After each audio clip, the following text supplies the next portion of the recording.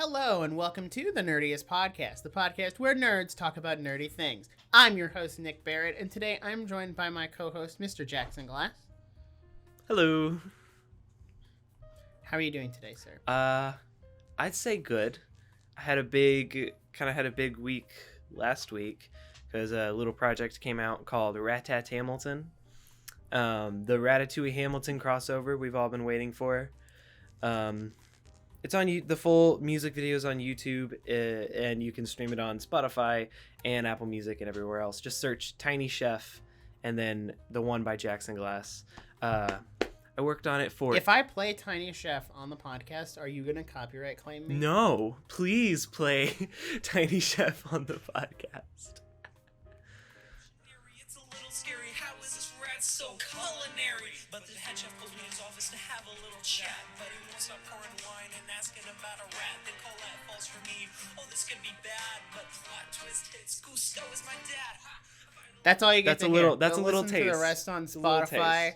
It's okay. I only worked on it for 8 months. I remember you sending me the first draft too, and I was like, "This is stupid." You thought it was the dumbest thing that I've ever done, and I'm not saying you're and then wrong. a few weeks later, you were like, "Hey, do you want to do like vocals, like the background choir?" And I was like, "Oh, this is the best project idea ever." I don't know if I was talking about before. Yeah, but this is like a 10 out of 10. Your boy's in the choir.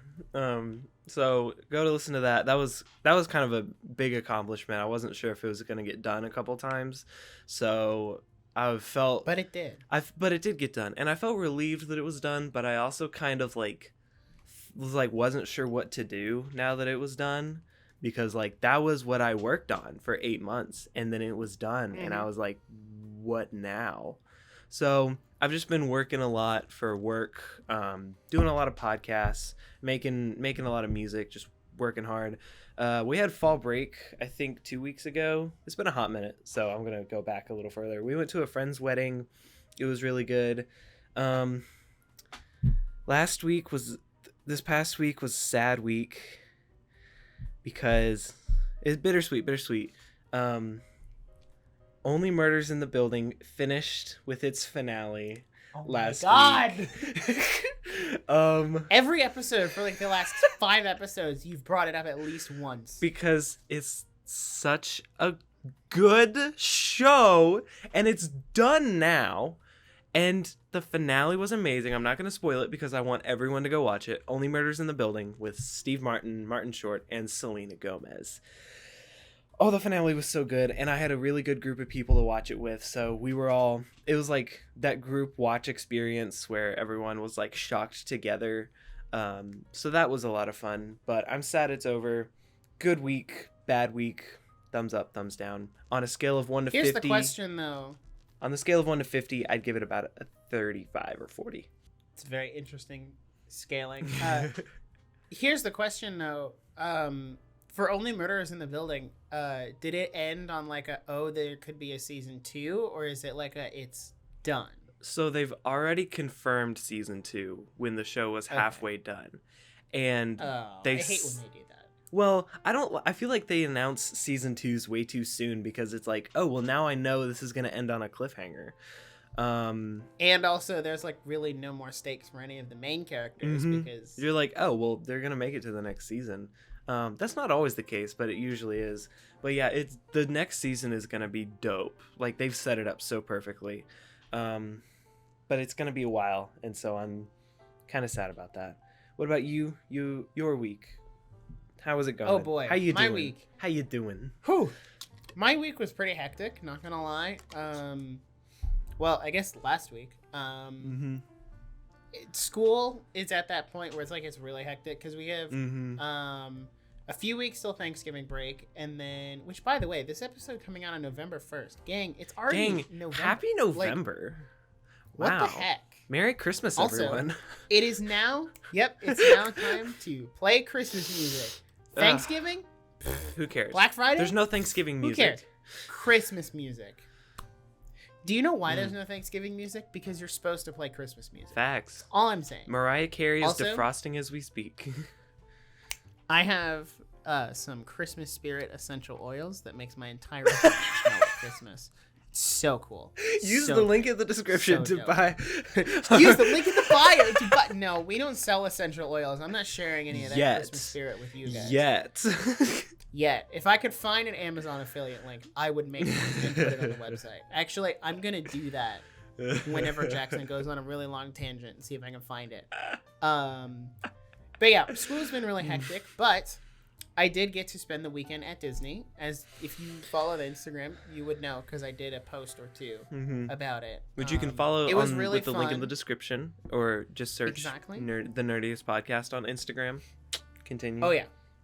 So it was really fun. I did Magic Kingdom and Hollywood Studios. The whole family came down from where we used to live, and we all did Disney. And we tried out the new Lightning Lane, which is just paid Fast Pass. Yeah. And I felt so superior to everyone else because the Lightning lane was empty. And then you have the lines that are backed up all the way to the entrance of the ride, and you're just walking past, looking at all these people. Oof. You're like, all right, goodbye. Because Fast Loser. Passes. Wow. What smells like broken here? Smells like poor losers. Ugh. It's kind of cringe, if you ask me. Jeez. Because Fast So- Passes, you had a sense of superiority, but the Lightning Lane is like a status symbol. You're like, top 1%, Exactly. here I go. See, because Fast Pass was free, so everyone could have access to Yeah. it. But now you're like, no, No, it's... I am.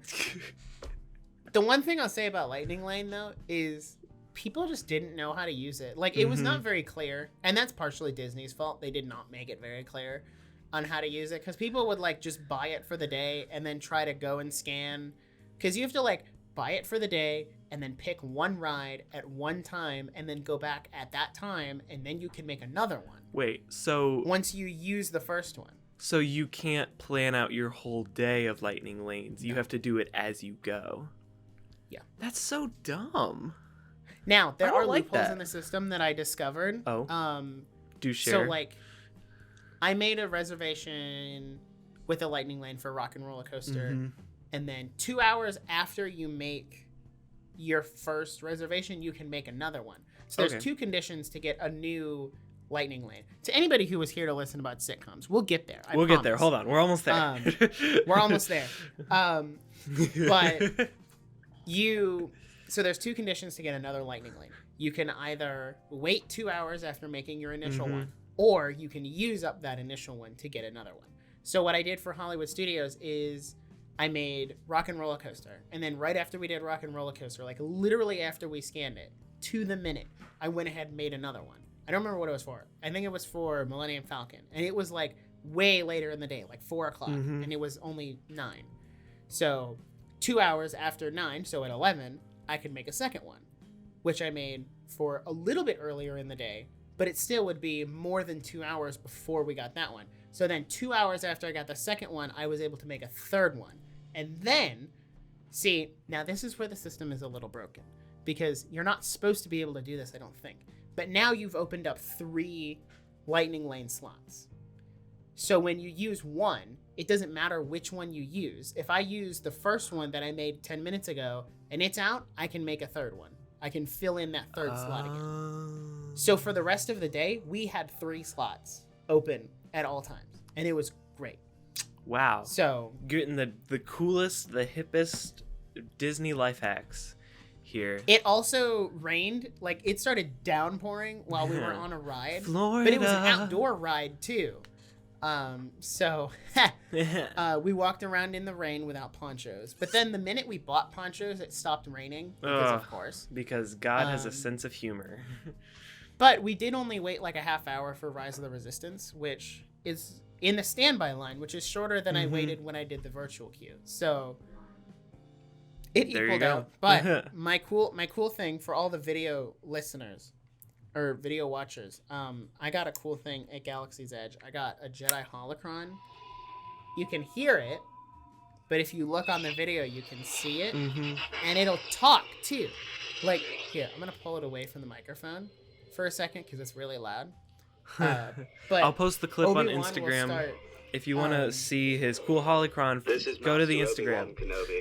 I regret to report that both our Jedi Order and the Republic have fallen, with the dark shadow of the Empire rising to take their place. Okay, so now we can title the podcast Casual Chat About Sitcoms, Feat. Obi-Wan Kenobi. Oh my gosh, that's so cool. So, and it's really cool because, like, there's a little thing you can pull out and you can put the different color crystals in there, and then different people will talk to you. So, like, if you put in green, Master Yoda will talk to you. If you put in white, Ahsoka will talk to you. It's pretty dope. Wow. So, overall, great trip. I had a lot of fun. It was a good break from school. Now, I'm glad. So, sitcoms. final question, and you can cut this out if you want. How much per lightning lane do you have to pay? Okay, so I know I just said sitcoms, but it's okay. This will take me like 2 seconds to answer. Don't count literally. I will not take 2 seconds. So lightning lane, there's two options. One, well, there's two tiers. There's Genie plus lightning lane, and then there's individual lightning lane. Yes. Which, this is where a lot of the confusion comes in. So, let's use Hollywood Studios, for example. Actually, no, use Magic Kingdom. It's easier. So, Seven Dwarfs Mine Train and Space Mountain, you have to pay to get lightning lane for those rides individually, per person, per day, and it fluctuates based on what time you're trying to go. If you're trying to get a lightning lane for 9 o'clock at night when the standby is 10 minutes, it's going to be only like $5 per person to get a lightning lane for Space Mountain. But if you're trying to go at the peak of the day when the line is like 3 hours long, they're going to be like, okay, it's $15 per person. Now, every other attraction at Magic Kingdom is covered under the Genie Plus Lightning Lane, which is $15 per day per person, which is what we got. Because we figured, we'll get on everything except these two and just standby wait those other two. Okay, so you can do the 15 per day per person. Which is the better deal. And then you get unlimited. Yes. Well, actually, no. With this the lightning system lane, is $15 per so day bad. per person. You can only use a lightning lane on a ride once. This system is so bad.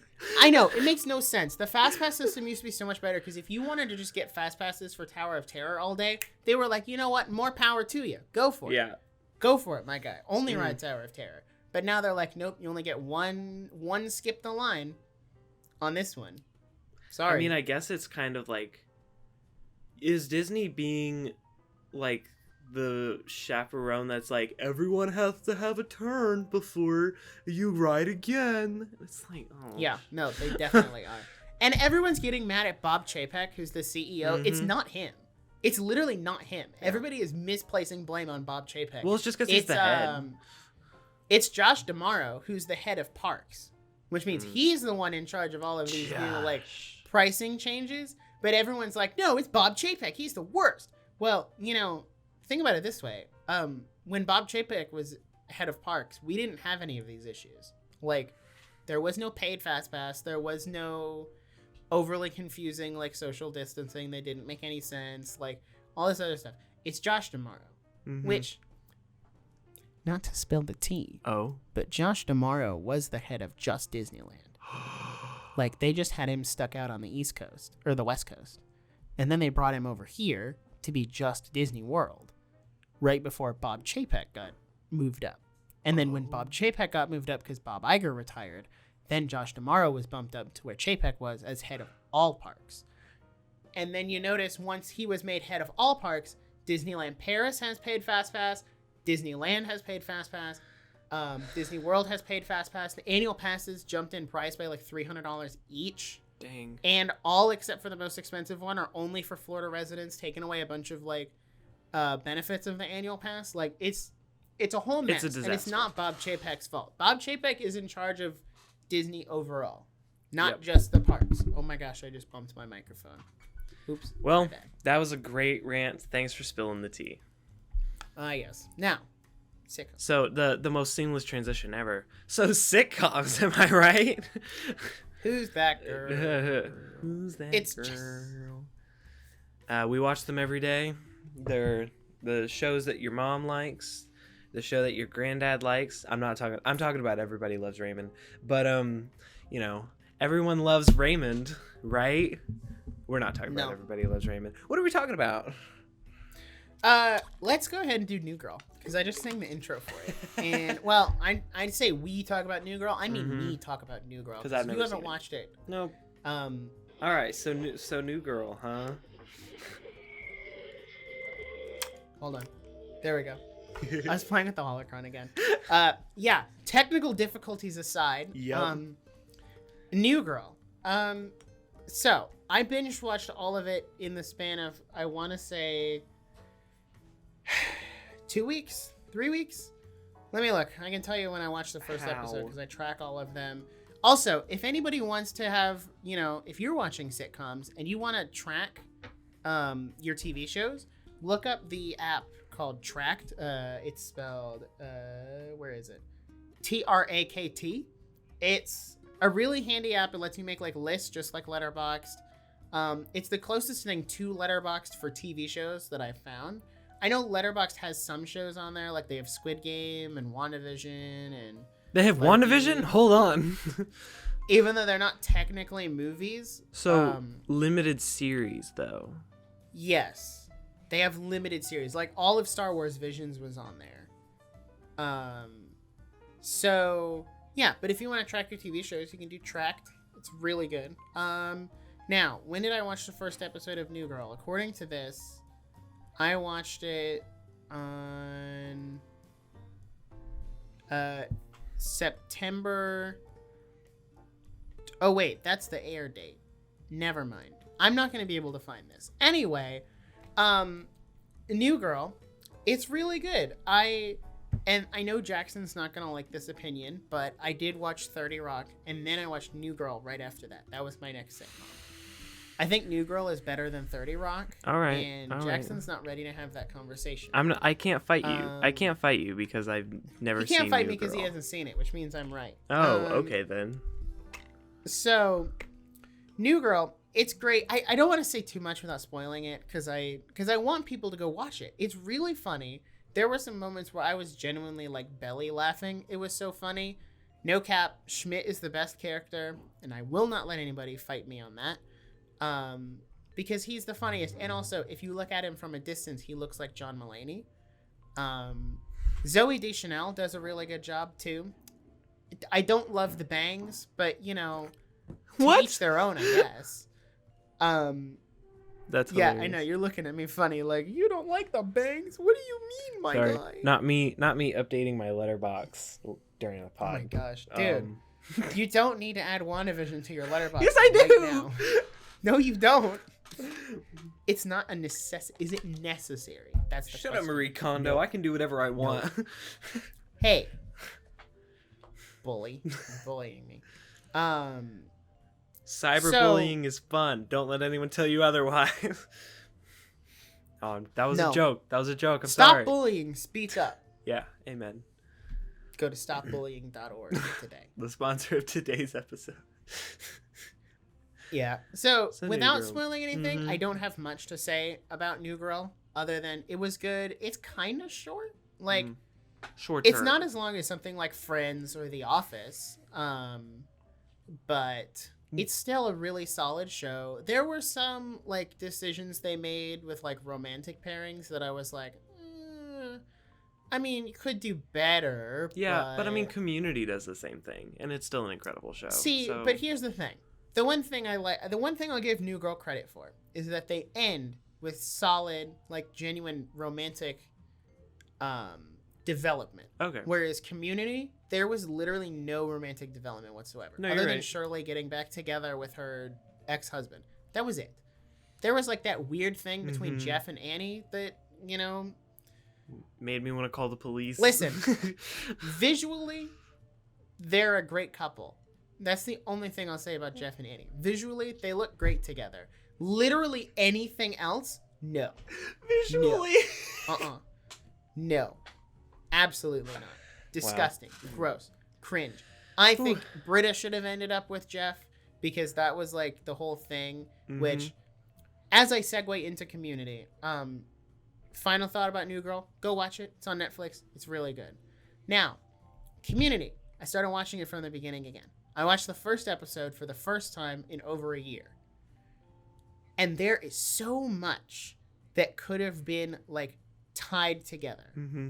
Because, like, in the first episode, there's a lot of, like, back and forth with Jeff and Britta. And I'm like, yeah, that keeps up for the rest of the show. But at the same time, like, they should have ended up together because that's what the whole show is about. The whole reason the show got started was because Jeff was hitting on Britta because he thought she was hot.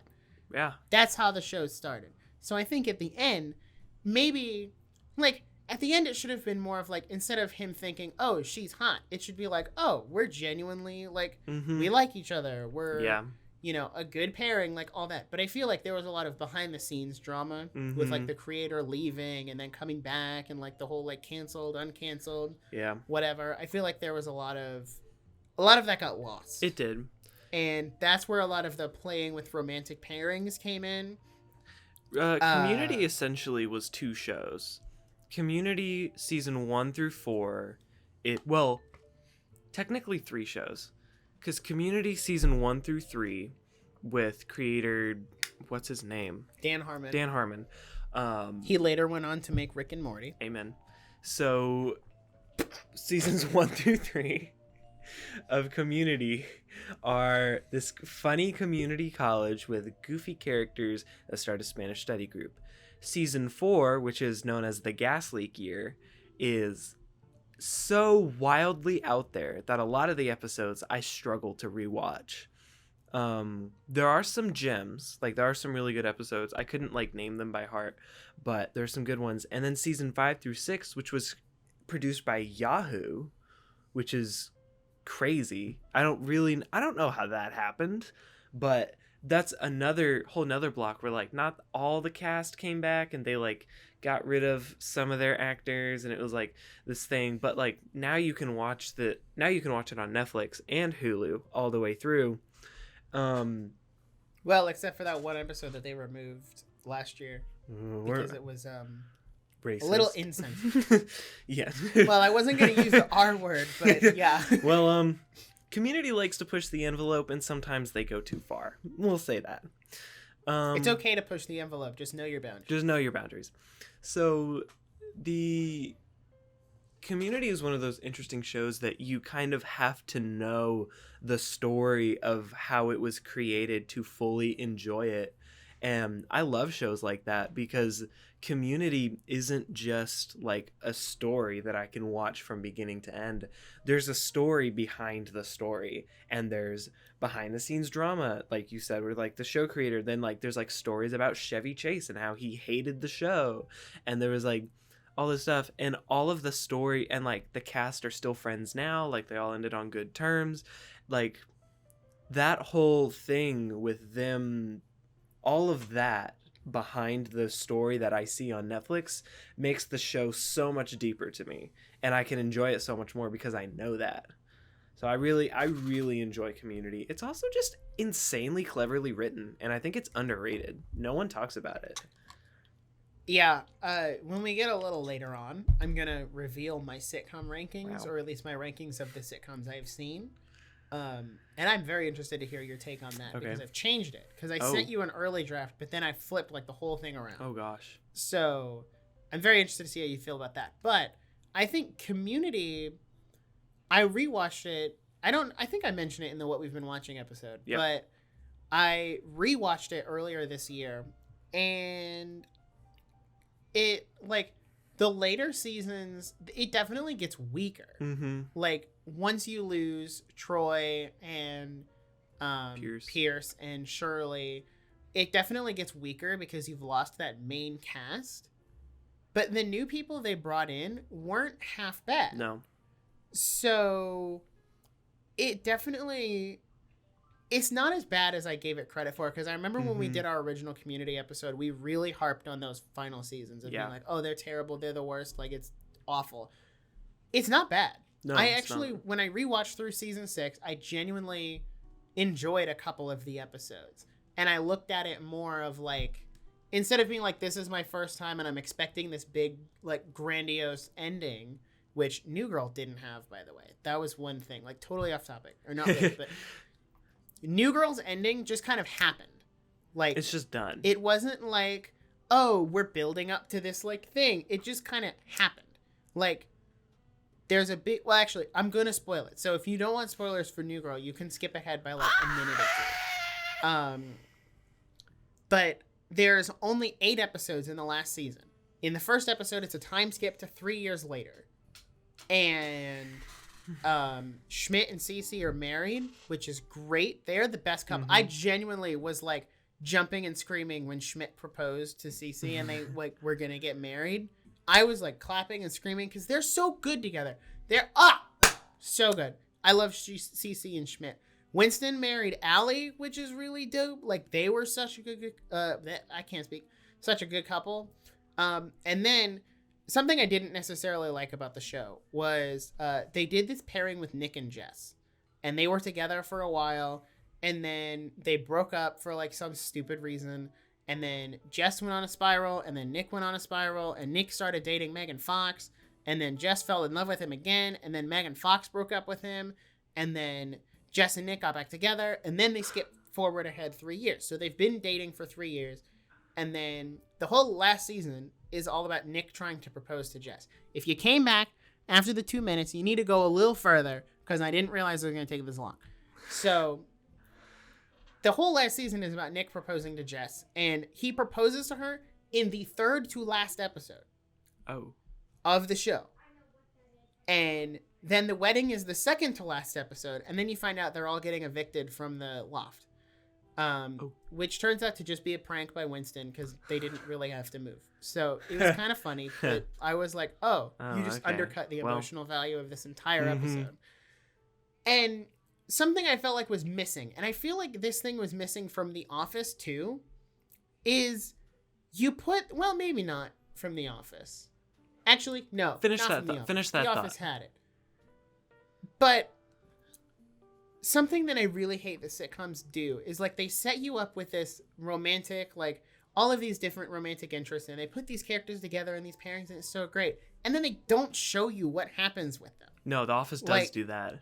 You're right. Yeah, that's what I was saying, because I thought about it, and I was like, because like the only couples they don't show you in The Office is Dwight and Angela, and then Michael and Holly, which would have been dope to see, by the way. So like Michael, literally his whole thing is like he just wants kids, and we don't ever get to see his kids. Come on. Yeah, I think my biggest pet peeve with sitcoms is when they end on a wedding, because well, weddings are great, but it's like, I feel like you shouldn't base your character, their entire personality shouldn't be based on another character.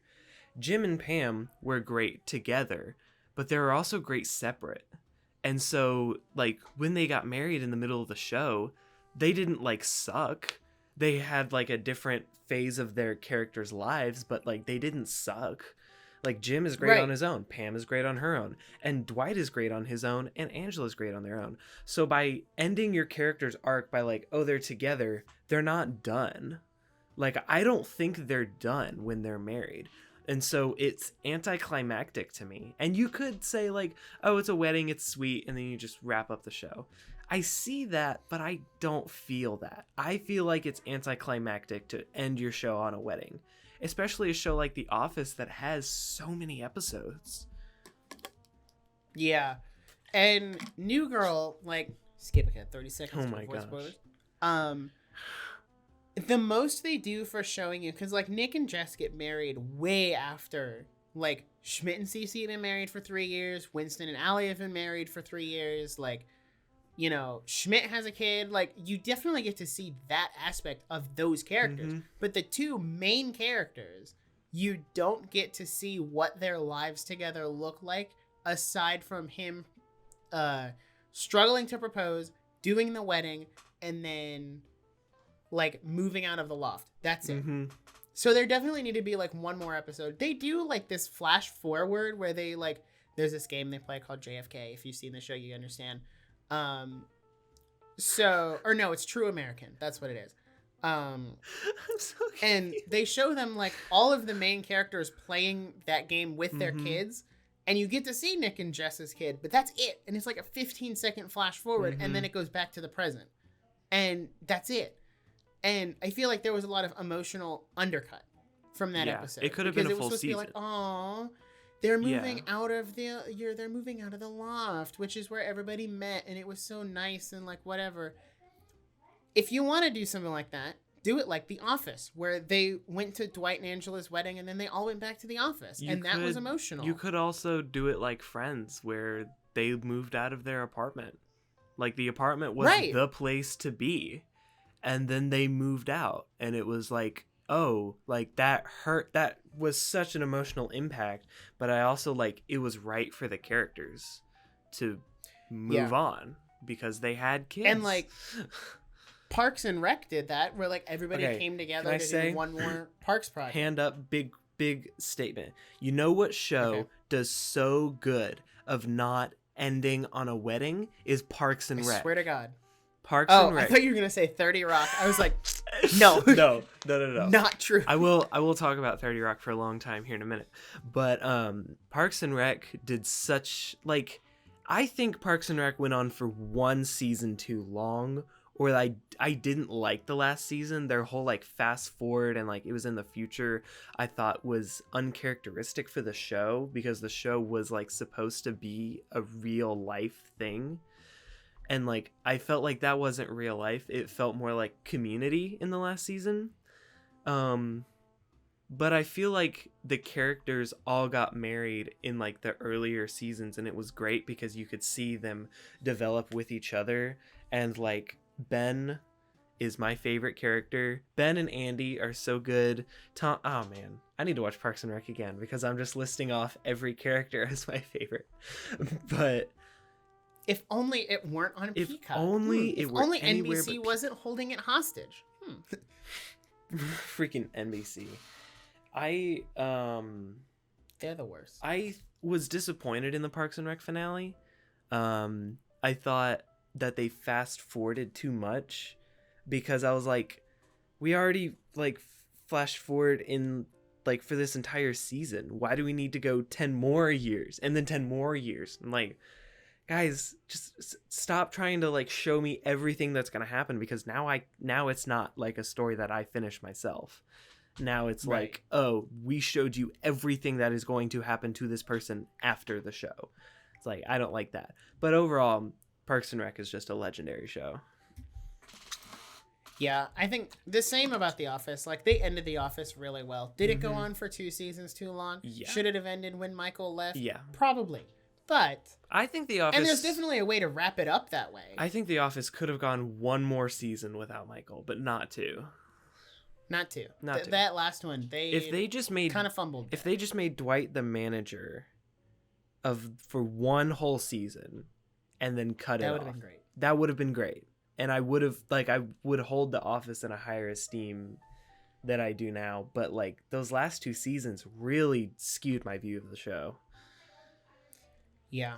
So with that being said, as we move on here, do you want to briefly mention Arrested Development?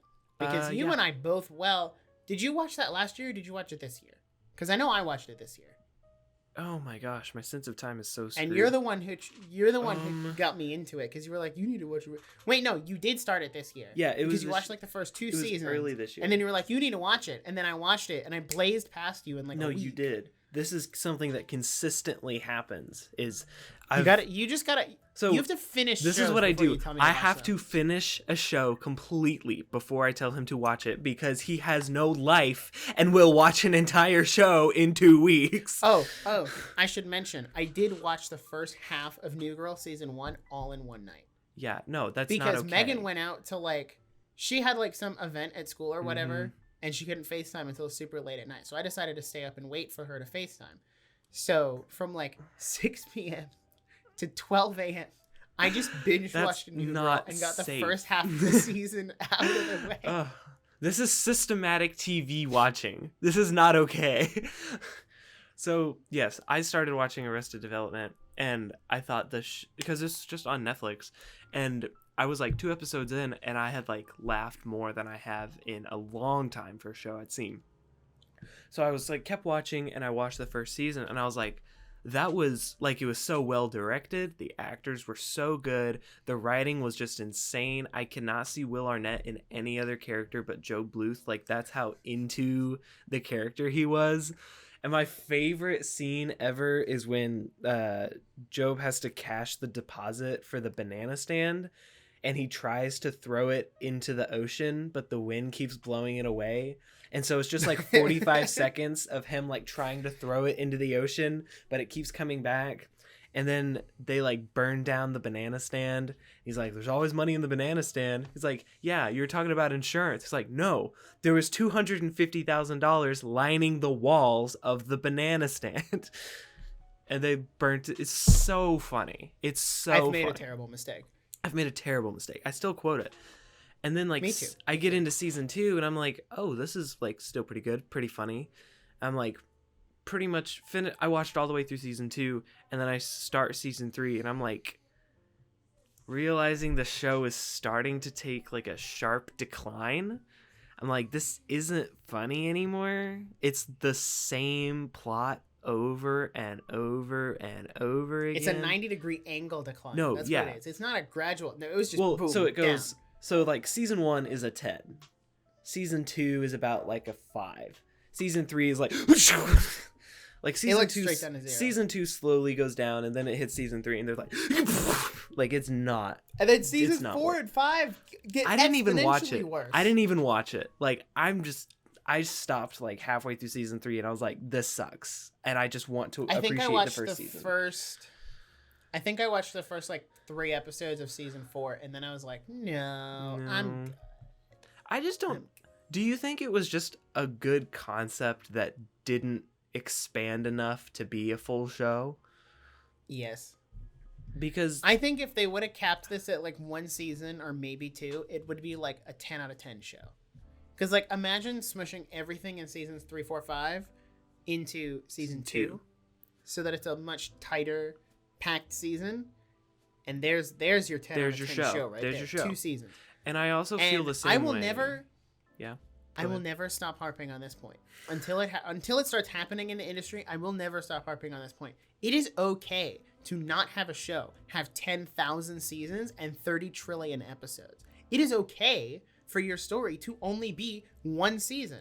If your story can only handle 12 episodes and you've gone from beginning to end with a really solid story, that's okay. It doesn't have to, like, even if it like breaks even on the budget, right? People are still going to love it exponentially more if you do 1 really good season as opposed to like 5 okay seasons. So like, same goes for movies too. Like, we don't need 4 Toy Story movies, do we? No, we only needed 3. But Disney was like, the budget's running a little low, so we're going to make Toy Story 4. That's how I feel about. Also, on a side note, have you watched the Lightyear trailer yet? Came out today. I saw some of it and I was like, I don't know how I feel about this, so I just was like, I'm good. I think it looks good. It's That's all I'm fine. gonna say. I don't. I think that's how I feel about Stranger Things. Like, this is kind of a thing that, like, I feel like everyone is just kind of in agreement that it should have ended after season 2. Yep. But like, it's just. But we're still here. But we're still here. We're like, season 4, let's go. And you're like, how many times can the Mind Flayer, whatever the frick his name is, I don't even remember. This is how little cultural significance Stranger Things has left. I do not remember a single character's name. Can we talk about for like 5 seconds how long Stranger Things season 4 has been delayed? Because I remember sitting in my mom's office helping her pick out wedding stuff in June of 2019 when they released the trailer for season 4. Or like, no, The season teaser. 5. Season 3 had just come out. It was like August, not June. Mm-hmm. And they released the teaser for season 4. And everyone was like, oh, it'll be out Christmas or like winter of next year. And then winter of 2020 came around. Obviously, there were a lot of things that happened that year. And then it got delayed. I thought it was a pretty uneventful it'll year. be winter 2021. Winter 2021 is literally right around the corner and no date. No date. Which means it's definitely not coming this year. Which means it's either coming like in the middle of the year or it's coming winter next year. So here's a thought. Think about The Mandalorian. The Mandalorian has how many episodes in season 1? 12? 10? I don't remember. 9? 8? 8? I don't know. think it's It has like 8. I'm 8 gonna look. episodes that are 45 minutes long. Stranger Things season 1 is very close to that. Look at the cultural significance of The Mandalorian versus Stranger Things. I know these are very different. There's Star Wars, and then there's like this whole nother separate thing. But bear with me a second. I think because Netflix releases their shows one season at a time, and everyone can watch it within 2 days, they gain no cultural significance because everyone enjoys it for 2 weeks and then leaves it behind for the Disney Plus show that goes on for months because they're releasing one episode a week, and then everyone can gather their thoughts and talk about it. And then everyone is still so hyped like 2 months later the show is going because they're like leaving cliffhangers and dropping clues and doing mid-season trailers. But Stranger Things is like, all right, here's your entire season. Go think it's the coolest thing ever for 2 weeks and then look back and say, what was that guy's name? That was my mini rant for the day. Now, I do want to say, I want to give Netflix a little credit here because they've started doing weekly. Like, there's an anime I'm watching called Comey Can't Communicate. It is a weekly release. Okay. There's another anime on there that is a weekly release. And then there's some other stuff on there that is a weekly release. So they're getting better about it. But your point is still 100% valid. They definitely do that. Like Squid Game. They dropped all of Squid Game. Although, could you imagine the amount of hype that Squid Game would have gotten if they released it weekly? Oh, man. I haven't watched it yet. It was already the number one show on Netflix in 110 countries. And imagine. And there's only like 105 countries in the world. Wait, so... did I say it? I think I'm dumb. Hold on. No, you said 110. I don't know how many countries there are. I was just making a joke. No, I think I said that wrong. I'm so there sorry. Oh. Well, Siri doesn't want to say it out loud, but there are 195 countries in the world today. So I might be right. 194 too many. So I might be right. I don't know. I don't want to spread misinformation. But yeah, can you imagine the cultural significance it had more than it does now if it was weekly? Crazy. It would have exploded. Do you realize how fast I would have watched Only Murders in the Building if the whole show went out on one season? I would have like watched that junk in like 3 days because the amount of times that like an episode would end and I would go, ah! And I have to know what happens next. But like I can't. I have to wait till next Tuesday. I don't know if I mentioned it, but last year I was taking an English class for school and I had to write a paper or like an essay about the like comparing and contrasting binging versus weekly watching. Yeah. And the research found that weekly watching is better because when you binge, you're not really like paying attention. Yeah. And you're just kind of like speeding through it. Whereas weekly, you have 1 week to process everything and then you move on to the next one. It's very segmented, which is a much better way to consume media. So, although of course I saw that and I still binge watch shows like New Girl to this day. I think it doesn't matter. I think it's hilarious that you say that, and then I remember when we did the Friends episode, you like could not remember a single character's name. 39 days, baby! It's not a flex. That's really unhealthy. Meanwhile, Megan is still on season 2. Actually, wait, no, I take that back. She's on season 3. Okay, it took me like... She has not picked up Friends in like months. It's okay. It took me like a year to watch Friends. There are like 100 some episodes. 239. I'd like to go on a... To be exact. Wow. I'd like to go on a quick advertisement for you to watch The Good Place. So, The Good Place is a Michael Schur show, and Michael Schur created Parks and Rec, The Office. He created more. I'm going to look up his full catalog because it's amazing. He created Brooklyn Nine-Nine. He's an incredible show creator. Brooklyn Nine-Nine, Parks and Rec, The Office, The Good Place. You know, he's created incredible stories. And Michael Schur actually plays Mose in The Office. So Dwight's cousin is like one of the greatest show creators of all time. And he created The Good Place. Now, The Good Place is not theologically sound at all. That's kind of where I struggle with it. But the characters are so good that I'm so invested. I have, I think, 15 episodes left. And like... I'm so close to finishing it, and it's so good. I have to watch at least 2 or 3 episodes a night because, like, I'm just hooked. So the plot is Eleanor dies, and then she goes to the good place, so essentially heaven. But she finds out that, like, she was actually a very terrible person, and she was like, I don't belong here, but she's gonna get found out. And there's like a million plot twists. It's like, I can't spoil it because I want everyone to go watch it. It's so good. If you have to get through the first season. You have to get through the first season, and then you're hooked forever. Something The Good Place is really good at, this is the last thing I'll say, is taking a really small concept and turning it into an entire really good episode. So there are episodes that take place entirely in one location, but it's not like a bottle episode. That's the choice, and they do a really good job. So everyone go watch The Good Place. Tell them I sent you.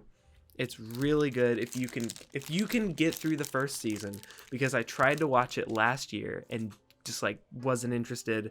But then I tried again recently, got through the first season, and then after literally that last episode of the first season, you cannot stop. So that's my advertisement for today. Not sponsored, but I wish. I mean, if Kristen Bell could sponsor the podcast, I think we'd be doing a lot of things differently. Question mark? Well, yeah. Now, the moment you've all been waiting for. The moment I've We been have waiting one for. last show to talk about, because I have not fully gone off with my thoughts. But the moment you've all been waiting for. Jackson, Yeah. take us away with 30 Rock. So, 30 Rock with Tracy Morgan, with Alec Baldwin, with Tina Fey, with Jack McBrayer, with, you know, this amazing cast. Did you forget to list Jenna? I don't know who plays Jenna. I'm sorry. You don't know who plays Jenna? Oh my God, loser. Wow. So not all of us have watched Unbreakable Kimmy Schmidt. So, Oh, that's a great sitcom right there, by the way. It's on Netflix. It's a Netflix original with, oh shoot. Who played Erin in The Office? I don't remember her name. something Kim I don't remember her name, but Ellie Kemper. Ellie Kemper. Ellie Kemper, yes. Unbreakable Kimmy Schmidt, hilarious. 10 out of 10. You should go watch it. Everyone should go watch it. It was great. Yeah. Anyway, continue. 30 Rock has some of the greatest guest Jane stars. Krakowski played Jenna. That's who it is. Loser. I'm sorry. That's who. So they have some of the greatest guest stars throughout their whole series. They got Jimmy Fallon, Jerry Seinfeld, pretty much anyone that has ever done anything for NBC. They get Frasier on there. Wait. Can we talk about our crackpot sitcom conspiracy real quick? Yes. Okay. Yes. I was explaining this to Jackson on a Marco Polo. So, Yeah. in 30 Rock, right? David Schwimmer comes on as a guest. Yes. And But he's Jennifer not David Aniston Schwimmer. comes on as a guest. But they're not playing themselves, nor are they playing Ross and Rachel respectively. They are separate entities from both of those things. But here's what gets even more confusing. Friends exists in the 30 Rock universe. Because it's NBC. Because they reference it, and it's NBC. So, that means, what does that mean? Does that mean David Schwimmer has like 3 versions of himself or 2 versions of himself? Is it a duplicate that they like? And then, if you want to take it even further, in The Office, Friends exists inside of The Office. Now, Friends and The Office exist inside of Community, which then would lead you to believe that Community and 30 Rock either take place in the same universe or exist inside one or the other. Yep. And then New Girl takes place somewhere in there too, because they also reference Friends. So It's a whole conspiracy. it's a whole thing. The NBC multiverse is real, guys. It just wait, kind of they're lets gonna you do like a whole thing. it kind of lets you see how big of a cultural phenomenon Friends was, because it just kind of exists outside of space and time, where like there's Friends, and then all these other shows just reference Friends because like it's a thing, like it's just what you do. Friends just exists. Oh, by the way, New Girl is not NBC, it's Fox, which means it's technically owned by Disney now. New Girl ride at Disney. I'm just kidding. Whoa! New Girl ride at Magic Kingdom, let's go! I'm gonna get in the lightning lane. Gonna get in the lightning lane for New Girl. Hey, I get to see Zooey Deschanel's band She and Him play in December. Very excited. Can't wait to see the Zooey Deschanel animatronic at Disney. Can't wait. So excited. Bangs or no anyway, bangs? Continue with 30 Rock because I need to say bad things about it before we end. No. 30 Rock is so funny. There was a point. Shut. There was a point in my life where things weren't going great, and so I could always look forward to the end of my day with ending with 30 Rock, because it was the joke to per minute ratio of 30 Rock is the highest of any show I've ever seen. They're just like boom, joke. I'm very invested in every character. Tracy Morgan is like so funny. Tina Fey's Alec Baldwin is insane. I'm not going to talk about Alec Baldwin because he's in hot water right now. So everyone did such a good job. They're all you can't laugh, you'll make me laugh. Literally, I had forgotten about the Alec Baldwin thing. Gosh. Until you had mentioned This is not a good time to talk about 30 Rock. I don't mean to laugh about it. No, it's not funny. It's not funny. It's very tragic what happened, and that's very unfortunate. But I had forgotten about it because it happened on the weekend, and I obviously wasn't fully tuned into the news on the weekend because I was at Disney. But man, not a good time to talk about 30 Rock. So check us next time. But no, imagine if we had pre-recorded this episode before that happened. Anywho, maybe in an alternate universe it didn't happen because we recorded the episode ahead of time. So yeah, 30 Rock takes place at 30 Rockefeller Plaza.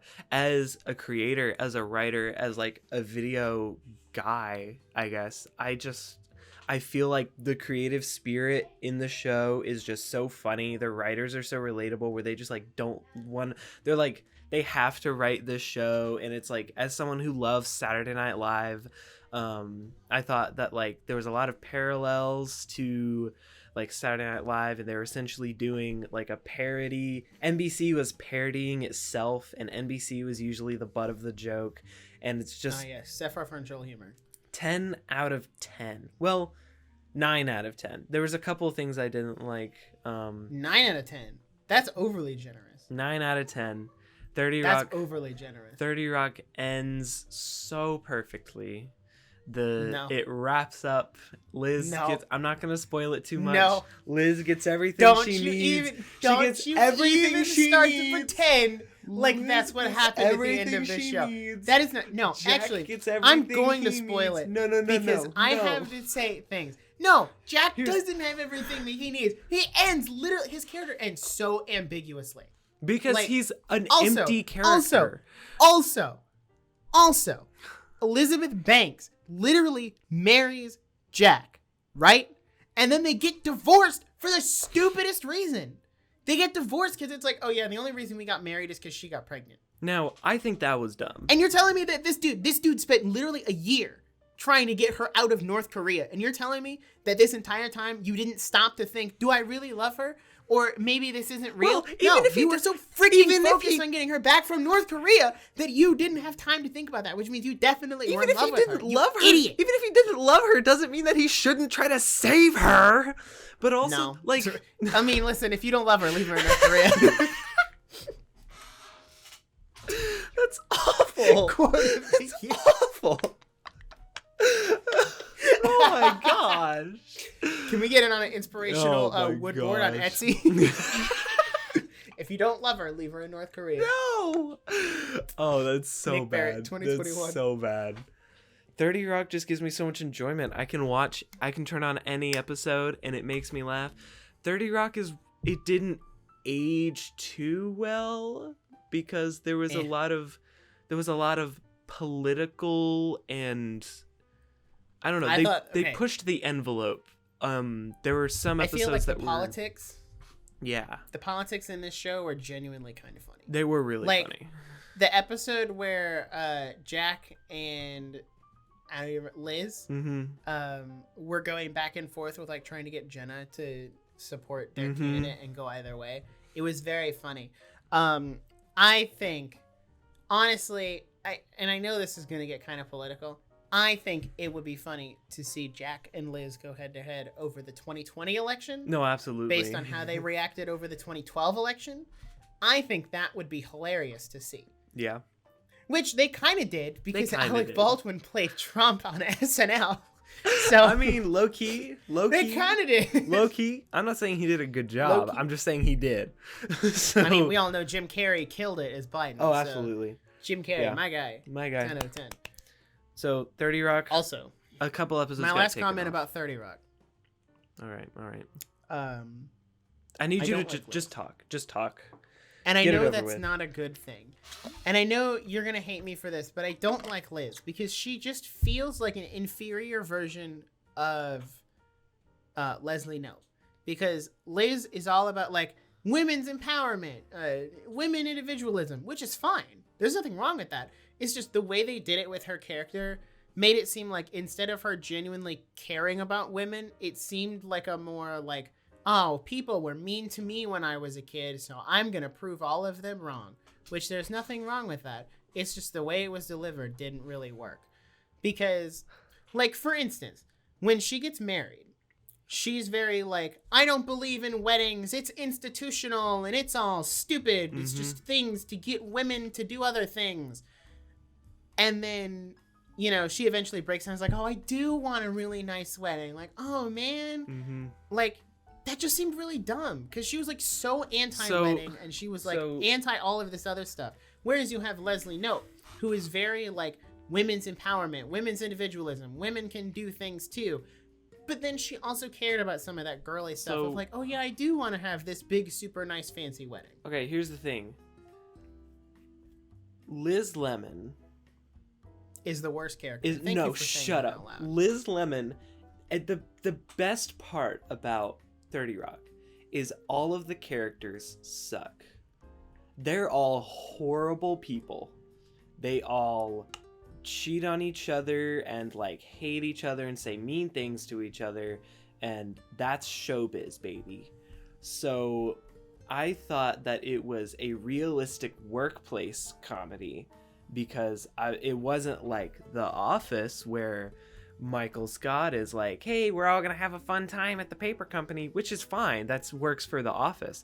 But 30 Rock was like almost kind of gritty, and like in a way it's very sad because Liz is essentially kidding herself into thinking she doesn't care about weddings, when in reality she's just lonely and wants to be married and have children, which she gets it in the end, and it wraps up.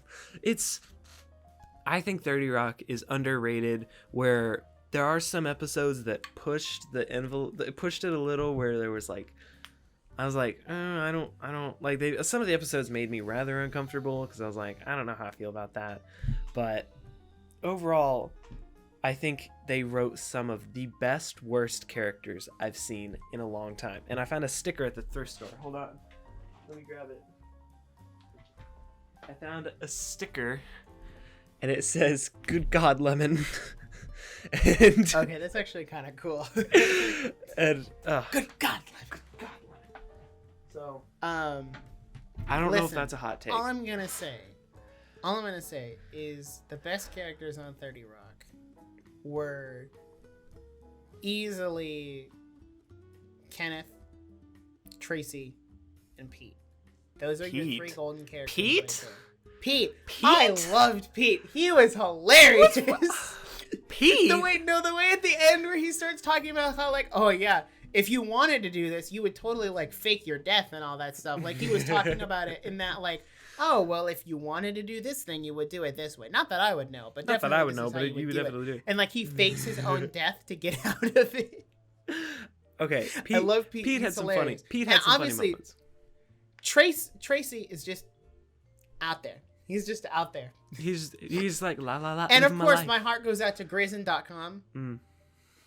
We stand Grizzin.com. We stand Listen, Grizzin.com. the whole like what is it called? What were they called? The supporting cast. No, like their group, like Tracy, Yeah. Grizz.com, the entourage. The entourage, Yes. yeah. Their whole entourage, 10 out of 10. Iconic. That for me was the best part of the entire show. Was all four of them interacting with everyone else. Not the other way around where everyone else interacted with them. Yeah. It was the other way around where they interacted with everyone else. And that was my favorite part. So yeah, everyone go watch 30 Rock and then gather your Now- own opinion. Before we go, allow me to share my ranking. I've only seen 7 sitcoms. Shocker. Gas. Well, I guess Kimmy Schmidt's not on here, but because I Whatever. keep forgetting to add it. But so, number 1 is The Office, because Oh. of course you can't top The Office. Fair. Number 2 is Community. Because I said it. Community to me is it's one of those comfort shows, you know. Number 3 is Friends. We love Friends. 4 We is do Parks love and Friends. Rec. 5 is New Girl. 6 is 30 Rock. 7 is Arrested Development. Arrested Development. Those last seasons kind of 30 Rock was not at the stumbled me bottom. Yeah, it was close. If I had It was to, close. It'll get closer to the bottom once I add Unbreakable Kimmy Schmidt. yeah. If I had to rank, I would say you're gonna hate me. I'd say 30 Rock. Ew. No, it's so good. 30 Rock. Ew. No. The Office. Parks and Rec. No, yeah, 30 Rock, The Office, Community, Parks and Rec. I can't put The Good Place on yet because I haven't finished it, and then Arrested Development. So that's my ranking. Go See, watch that. you really can't rank shows until you finish them Mhm. because I've done that before. Like, I watched Gurren Lagann, which is an anime, and I put it in my top 5 anime of all time. And then the ending, like, moved it all the way down to 10. Oof. So, Yeah, you really and it was can't like literally rank 'em. the last 5 minutes of the last episode. That sucks. Really like tanked the show for me, and I was like, ah. And The Office would be my number 1, but I like legitimately cannot bring myself to watch that last season again. Like, it's painful to watch for me. It wasn't that bad. I think it's that bad. The whole Jim and Pam might divorce is so dumb. Well, I feel like that was kind of realistic. Like, maybe not real. Like, I don't think the boom op guy needed to get involved. No. But definitely, like, having struggles in a relationship with that kind of big decision is understandable. It wasn't like, but the boom op guy made it weird. And then they tried Yeah, to be no, meta. that's what I'm saying. They tried to be meta where they watched the documentary, and I was like, not into that. Oh, that was another part of the conspiracy theory, is that The Office exists inside of The Office. Yes. Which means that Friends exists inside of The Office, with another layer of Friends wrapped around it. I need somebody to make like a chart or something. We need a Venn diagram Like, of all of the yes. sitcoms. Friends is in the middle, and like you show all the other shows that overlap with Friends. Yep. All right, we need to wrap this up. I think so. As we go out, what is your next sitcom after The Good Place? Do you know? After The Good Place, we're gonna go back to The Goldbergs. Because Oh, I thought you were gonna say The Good Place. The Good Place. We're going again. No, the Goldbergs is a show that we really liked, but we fell behind because they kept making seasons, and we were like, oh my gosh. So they're still going. We've only seen the first like 4 seasons, so we're gonna try to finish it out, try to catch up on that. And what I've seen of the newer ones, I haven't really liked, so it's kind of an experiment. So I'll let you know how that goes. Nice. How about yourself? For me, I have HBO Max, so I'm either going to start Big Bang Theory or Seinfeld. Because I know they just added Seinfeld on Netflix. I haven't decided yet. I'm kind of on an anime kick at the moment. So I'm going to finish up a couple anime. And then I'm going to move into sitcoms again. Sweet. So my goal is to watch, I think, 40 shows by the end of the year. But I don't think that's going to happen because I'm only at 31. Ooh. And I don't think there's any way, unless I watch like really short limited series, I don't think there's any way I'm going to get to 40. But you also by the end of don't the year. I might be able to hit like 35. 35. You also don't want to So- watch shows just to check off a list. You want to actually enjoy Right. it. So It's so hard to start a new show, by the way. Mhm. Like, It small really is. tangent. Like, once you finish a show, like, I finished New Girl, and then I was like, what do I want to watch? Like, I was genuinely puzzled of, like, what do I watch now? And I looked at, like, oh, there's Squid Game, and there's this anime, and that anime, and I'm like, yeah, but it's so much work to just start a new show. And what if I don't like it? And, like, it's a whole thing. So I'm I gonna started rewatching Community instead. I'm gonna actually watch. Now I'm so late to this train, but I'm actually gonna watch Invincible next on Amazon Prime. Oh, I thought you were going to So- say Squid Game. No. Oh, I need to finish Invincible. Oh, that's what I should watch Yeah. next. I watched the first 2 episodes. I That's what I'm haven't gonna finished watch next. I am not gonna watch Squid Game. That I don't it. think. Invincible and Squid Game. I I'm don't- marking it on the podcast right now. That is my next watch Best of luck. because I'm kind of in a lull. So, All right. You know what'll make you feel a lot better? Squid Game. It's a great feel-good watch. it's a great, good psychological thriller. My favorite. Ugh. Well, with that being said, thank you for listening today. If you want to stay up to date with the podcast, you can follow us on Instagram at the Nerdiest Podcast or tweet us at Nerdiest Podcast. If you have feedback or a question you want to submit, you can do so through the Contact Us page on our website. And check the description of the Spotify. There might be a question or a poll in there. It Yep. depends on what I do in editing. So if you want to engage with the podcast a little more, there might be something there. Maybe not. We'll see. Yep. Go stream Rat Tat Hamilton in the description. Yeah. Wow. I worked very hard, and I get to plug it on this podcast. If you enjoy what you You hear here, if you hear here, then you can rate us 5 stars on Spotify or Apple Podcasts, wherever you listen. Or the best thing you can do to support us, honestly, is share us with a friend, send an episode that you think they would like, or just the show in general. Word of mouth is the best way for us to grow. Again, thank you for listening, and we hope to see you in the next episode. Peace out. Bye!